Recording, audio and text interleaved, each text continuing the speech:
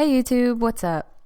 So I've never made a video before. I've never found something that I was particularly passionate enough about to make a video on, but it turns out that morels here lately have just been something that I thoroughly enjoy. I've been trying to grow them for about 5 years now, on and off. I started when I was still a junior in college. It was like an independent study that I just kind of picked up on my own. Like a friend of a friend had been growing like the real deal shrooms, and I just thought, I hunted morel mushrooms with my dad when I was little, and I just, it was kind of like this childhood passion that I had, and that's what it manifested off of.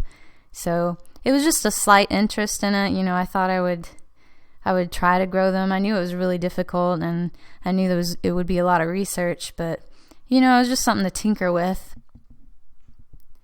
So the first place I knew I had to look was towards the professionals. I had never grown a mushroom in my life at that point. I needed to understand the basics of indoor cultivation, and I also needed to research the hell out of morel mushrooms because I had no idea how they grew, and it turns out, after researching them for 5 years plus, that nobody else knows how the hell they grow either, so... except a few people, obviously.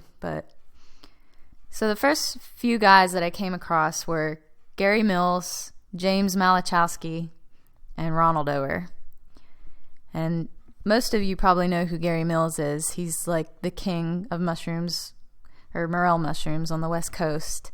And he knows so much about how they grow. He developed a patent with James Malachowski while they were in school at Michigan State University.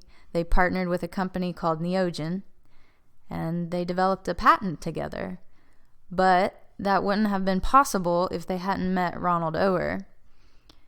He was from San Francisco and had apparently been reported as the first man, at least recorded, that had grown a morel in captivity. Sadly, he was murdered in San Francisco before he could see the patent become a full-fledged thing, and I wouldn't be surprised if that was a conspiracy, to be honest with you. It could just be a freak accident, but you're dealing with like big profits here. Like, this is a mushroom probably second to truffles. So anyway, Gary Mills became the first guy that I looked up to in trying to understand how morels grow, and how my experiments should be laid out, because he knew so much, and so much was out there. Even though a lot of his secrets he kept to himself, he still had to make a patent on it, and that was my first step in really understanding how morel mushrooms and their cultivation works. So I sat down, I created Word documents, I even created a PowerPoint, I created all these notes for myself, and then I started planning out what sites to go to, where I was going to get my supplies. I ended up using a lot of information from Sclerotia.com, even though that's a pretty old site. It's been around for a really long time and was primarily used to grow psychedelic mushrooms, but it turned out to be really helpful in just trying to understand the whole process in general. I went there, and then I got my supplies from Sporeworks.com. I got my liquid cultures there, and I also went to Shroom Supply to get all of my growing supplies.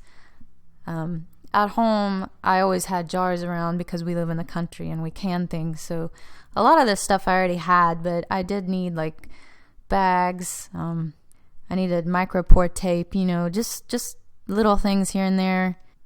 So I finally set up my first experiment using Gary Mills' patents and then tweaking it to my advantage and adding some things that I liked that seemed like a better growing medium or something that I could just really tweak and just work with and just make it my own experiment. I didn't just want to follow his by the book and just be a copycat. I really wanted to see if I could do it on my own, but while following guidelines. And I only tweaked minor things. So here's the thing. I got all the way to the fruiting stage. There was fluffy white mycelium.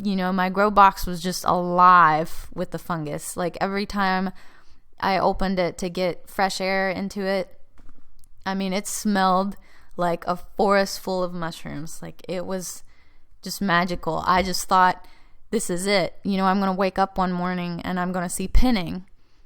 But I never did. Like, at all. Actually, at one point, the mycelium started to grow downward. It got so heavy. But that's all it did. It kept growing.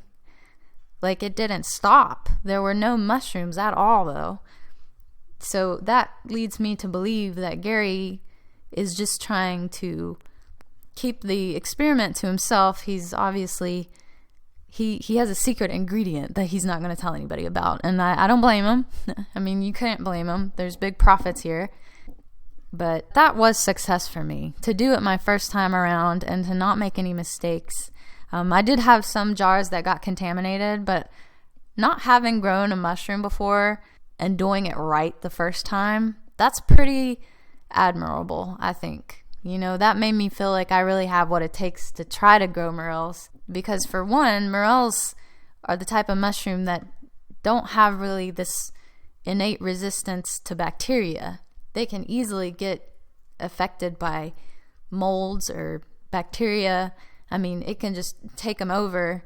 Even if the medium is fully colonized, if you add it to a new medium that isn't sterilized, it could potentially really harm the mycelium. You know, whereas like if you did an oyster mushroom, you'd have no problems. The mushrooms would still produce. It would fight the mold or the bacteria.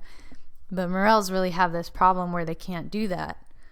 I decided to go back to the drawing board. I needed a new plan on how to go about growing morels. So, you know, I tweaked Gary Mills' patent so much that it became my own. I was no longer using rye grain at all. I was no longer using like a sawdust medium or peat moss. I really did make it my own. I researched morels until I was blue in the face. So then I got so fed up with trying to do it indoors that I thought, why don't I just do it outdoors? So I had this plan that I was going to, when springtime came, I was going to go mushroom hunting. And I was going to find all the morels that I could, especially the mature ones, pick them, take them home, and make spore prints out of them. As many spore prints as I could possibly make. And I know that sounds kind of silly because why didn't I just blend it up and, you know, make a morel bed out of those mushrooms? Well, one, I wanted to eat what I found because that's a lot of work going up and down these hills where I live. Like, that ain't easy. And half the time, you know, it's not even on my property. Like, I have to ask the owners of the land if I can go. And, you know, it's a lot of effort to do this. And you really do have to have a passion for it or it's just not worth it.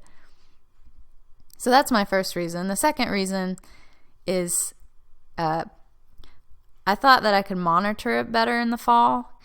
I feel like between when morels release their spores and when they hit the ground and they grow, I feel like they don't have a whole lot of time to grow. Before summer hits and it's too hot for them to really mature. I feel like they start growing again in the fall, and then that's when the sclerotia really forms before winter, because sclerotia really likes the cold. Like, the colder it gets, the more sclerotia that forms. And in summer, I just feel like the mycelium slows down because it's too hot for it to really grow. I don't think it has any reason to make sclerotia because it's searching for nutrients. It's searching for a way to make itself bigger, you know? Mycelium just wants to be as big as it possibly can. It's just trying to make itself this enormous mass, and then it's going to send out the fruiting bodies, which allow for, you know, more spores, and the cycle to start over. But that's its purpose, is to get as big as it can before it finally decides to shoot out the fruiting bodies. So anyway, those are my two reasons for, you know, not blending the mushrooms up, making a spore slurry out of that, and just planting the bed in early spring. So I made my bed 2 feet wide and about 5 to 6 feet long. I didn't really measure it. I didn't really care that much to measure it.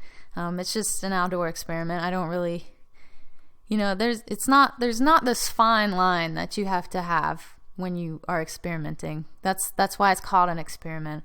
I feel like people who just put in so much effort into the fine line details of it don't really get anywhere. I mean, half of the discoveries that are made from mistakes. Like, I don't really have an example for you, but I just know that, discoveries really do come from mistakes. Like, you're not meaning to go that direction, but it happens, and then, you find something out about it that you never really expected. But because that happened, you made a discovery. So anyway, I prepared the bed after reading articles about how, Sclerotia obviously likes a non-nutritive medium. And I also read about where people layer their agar petri dishes so that they form more sclerotia before they actually cut up the agar and transplant it into growing bags and liquid cultures and all of that. So anyway, I layered my bed that way. I layered it nutritive, intermediate layer, and then non-nutritive topsoil. And then obviously I covered it because it's going to get cold soon, and I don't want to risk the mushrooms freezing. They do like the cold. They don't mind the cold. I mean, it can get to temperatures of about 30 and they'll be fine. But after that, you do want to insulate them. It's really good if you have temperature fluctuations. They can deal with that more so than like a steady, 30 to 40 degree weather. They really do prefer 50 and 60 degrees. That's like optimal. Fruiting is obviously at around 70. But just while they're growing, it's around 50 that they really like. That's the temperature that they prefer the most. So if you can keep them covered, they'll definitely continue to grow. But after I finished layering my bed, I had a spore slurry on for about 48 to 72 hours.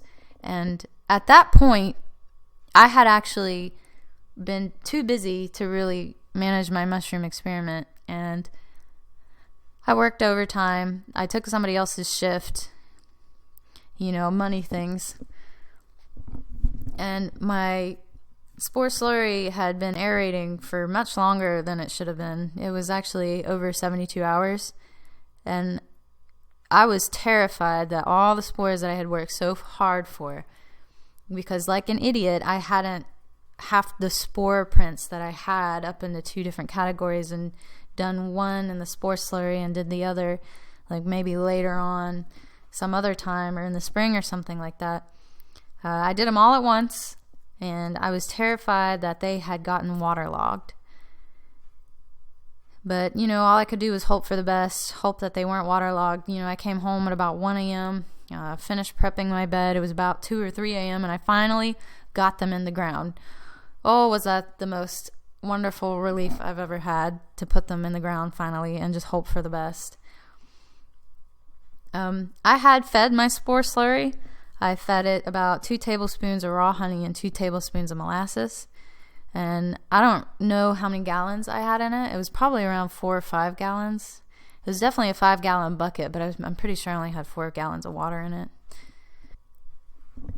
Within about a week and a half, my bed was actually growing. I couldn't believe it. Like, I would move the leaves and I'd see little spots of mycelium. It was very wispy. They were very tiny patches, but I knew it would get more and more, like, the longer it grew. So, all I could do was wait. It was really tempting to look at the bed every day, but I knew, mushrooms don't really like to be disturbed, so I kind of had to leave it alone. It took a lot of willpower to leave it alone, but I would look at it here and there, maybe twice a week, once a week.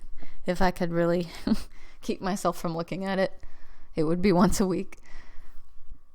So I planted the bed on 9/22/17, and it's definitely been almost 2 months since then. I probably only have like 2 more weeks to go before it's been 2 months. I do think that I planted it a little late in the season, but where I am, for whatever reason, it stays so hot in August. It doesn't start to cool off until like mid-September. I should have definitely got them in the ground around the beginning or mid of September, but I just had so much going on, and I wasn't even sure if I was going to do the experiment. It just it came to me all at once, and I just decided, this is my best chance to do this, so I might as well. I knew I couldn't use the spore prints indoors because I'm not a super fancy mushroom grower. I don't have a laminar flow hood. I know I could make one, but I just feel like it would be a waste of money for me. I'm trying to save all the money that I can, and my experiments come cheap to me. So I just grab what I can here and there and just work with that. The spores are the only thing that is extremely valuable, and sometimes I really do have to chuck out a pretty penny to get them. But luckily, I made my own, and I used them all in this bed, so praying on that bed to do well. Already the mycelium has just fluffed up so much. Like, I have some pictures here of the leaves where you can see the mycelium strands on it. Like, it had rain that day that I took the pictures, but you can just see how fluffy it is. Like, it's not your typical mycelium. It's still wispy. It still has a lot of space in between the strands. But that's how Morel mycelium is. It's not like this big clump of fluff. It's not like an oyster mushroom. It's just, that's how it is. That's how it looks. And then, it'll band together and form those little sclerotial nodes. Or sometimes it'll just form the little lumps on the strands itself, and it'll be really tiny sclerotia. But every once in a while, for whatever reason, the mycelium strands will band together and form a mass of sclerotia. I don't know why that is. I wish I could understand that process more. It'd be nice to partner with like a microbiologist who maybe knew more than I did, about everything that I researched, and could tell me a bit more about how this process works. But from what I understand is like nobody understands it. Like, it's still something that science is trying to figure out, or at least mycologists are. So anyway, another thing that I noticed between looking at the bed was that the soil that I provided, whatever roots I had dug up, the mycelium definitely tried to attach itself to those roots. There for a little while anyway, we got, there was a point at which the temperatures got down in the mid-30s, and the mycelium that had been growing on those roots actually died back. Like, it didn't die off, it's still growing, but it died back into the bed. Like, it's too cold for it to fully colonize those roots. But whatever roots I did dig up, they wanted to attach themselves to that. So that was definitely a sign for me that maybe the strain that I have made spore prints out of may be symbiotic. I'm not sure, but it's an experiment. You just got to see where it goes. You never know what's going to happen. Another thing that I found was that the sclerotia started forming along the rim of the bed, especially when it started to get colder. Like, some nights were definitely much colder than others, and then it would warm back up. You know how the season changes. It's not just cold all of a sudden and just it stays cold. It'll be cold for a little while, and then it'll get warm again, then it'll get cold again. Well, when it started to get colder, the sclerotia started to form around the sides of the bed, and it was small. They were small little nodes, but I mean, it was so obvious. Like, they were tiny, but they were there. I mean, they were pronounced. You could see a bunch of them. Yeah, every time I bent down, it smelled like the earth. It didn't smell like mold. And I saw strands coming out from those nodes, so I know that it wasn't mold. It was definitely sclerotia that was forming around the sides of the bed. But it started to rain here within the next week, and that sclerotia started to dissipate. I'm not sure if it just, like, from all the rain that we got, dirt on the leaves had washed off and covered the sclerotia. I'm not sure if that happened, or if like some of the rain had splashed dirt up on the sclerotia and it just kind of dissipated. But it does seem like the sclerotia kind of dissipates or just vanishes when it rains. I'm not really sure why that is. I'm not sure if it's dying. I'm not sure if it's turning back into mycelium and growing more because it's wetter. But I have noticed that if the bed dries out, there's more sclerotia. And if it gets colder, there's more sclerotia. So those are two things that I have really learned from this experiment so far about sclerotia and its formation, is that it likes cold, and it likes dry. It likes dry areas. But I know the morel mushroom in general does not like dry areas. It obviously likes to be pretty wet. It likes around 50 to 70% soil precipitation, or soil. It likes around 50 to 70% water in the soil. So it definitely likes to be pretty wet. And it is prone to dehydration. Like, it doesn't like it. Like, that'll definitely kill the mushroom. But if the mycelium has a good hold in the ground, it'll just turn into sclerotia, and it'll stay there until conditions are right again for it to grow. Upon finding all of the morels that I had worked so hard to get, making spore prints out of them was really difficult.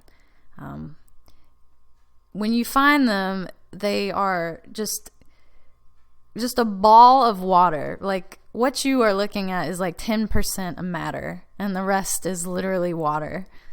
Like, you could say the same for us. I'm sure if you tried to dry out a human, we'd shrivel up into like this little, I don't even know, like a ball, like the size of a basketball or something. We'd just dry up. But that's kind of how morels are.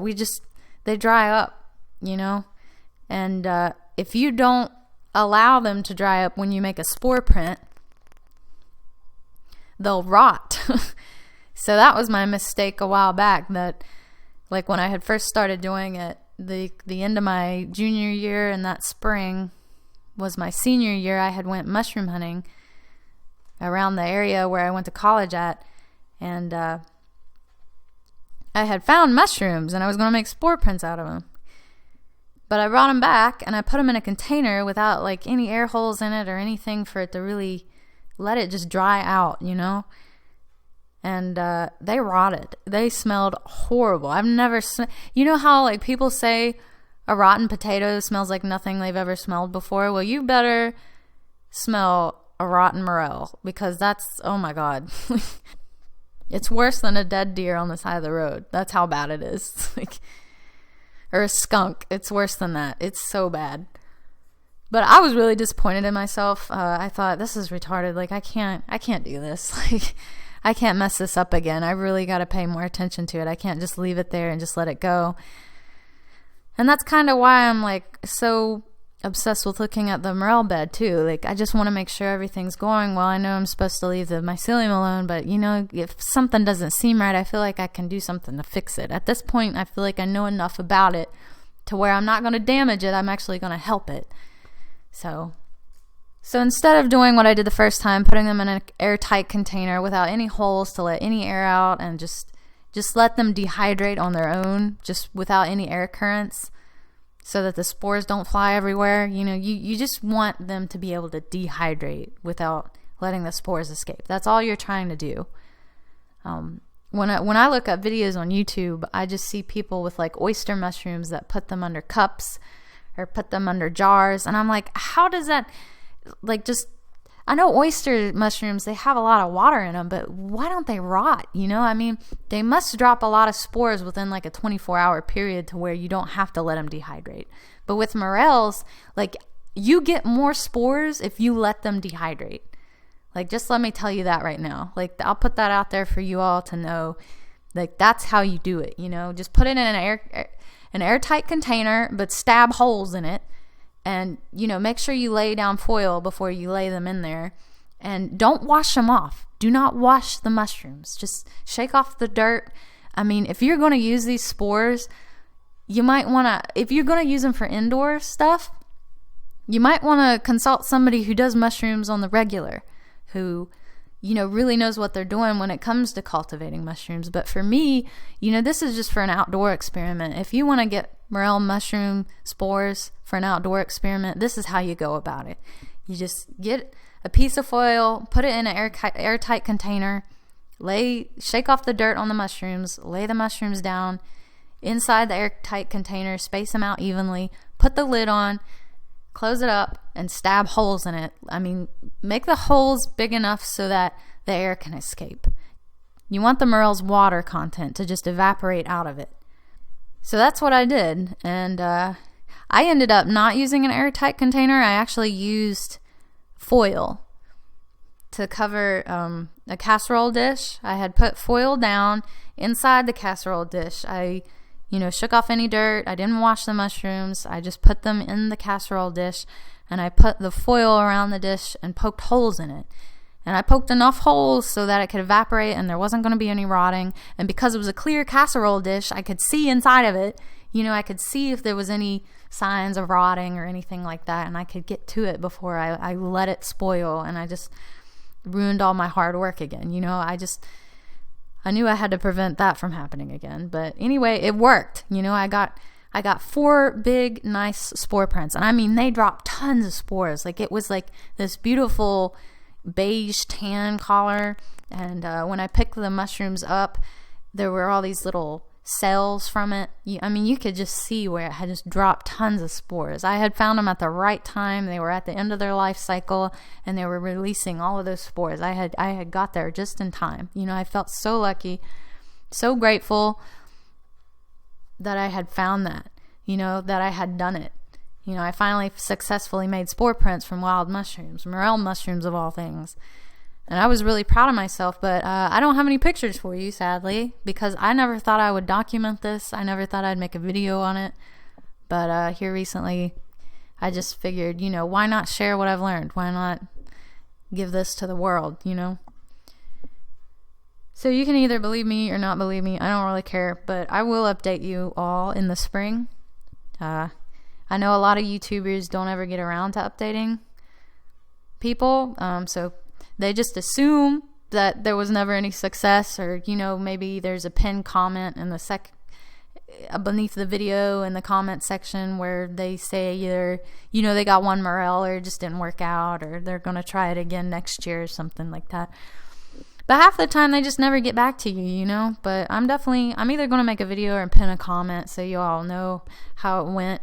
And if it is successful, definitely expect an insane video on it. I will be so excited if it actually works out. Here's the whole thing. But I'm not gonna be too hopeful. I've had so many failures so far, so I can't really trust myself.